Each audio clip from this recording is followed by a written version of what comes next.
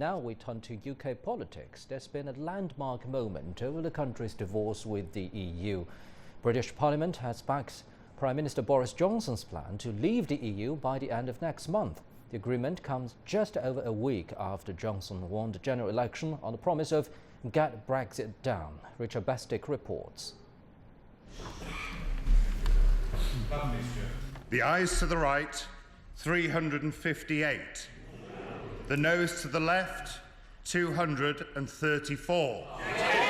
Finally, after 3.5 years of often bitter Brexit debate, the UK Parliament agrees a plan.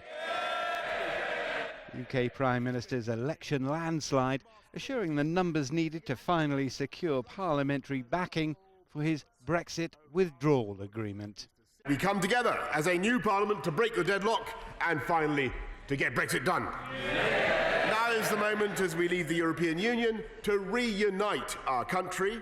Johnson's parliamentary success brings to a close the first phase of Brexit and ends what has been among the most turbulent of times in UK politics, seeing off two British Prime Ministers. Getting Brexit done is Parliament approving a deadline for Britain's EU departure, ending 40 years of membership. The legislation now to be fast-tracked and in place for a January 31st exit date. The government is also banning any extension to the transition period, meaning any trade deal with the EU must be agreed by December 2020. Ahead lies a tense year of trade talks to establish a new relationship with the EU, the world's biggest and richest trading bloc. With his new electoral mandate and large parliamentary majority, UK Prime Minister will now be able to fashion Brexit as he sees fit without having to offer sweeteners to opposition parties. Still with UK politics, the new government has named Andrew Bailey as the Bank of England's next governor.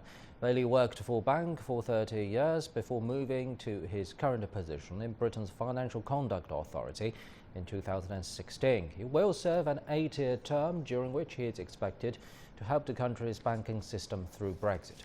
The new chief will take up his post in March next year.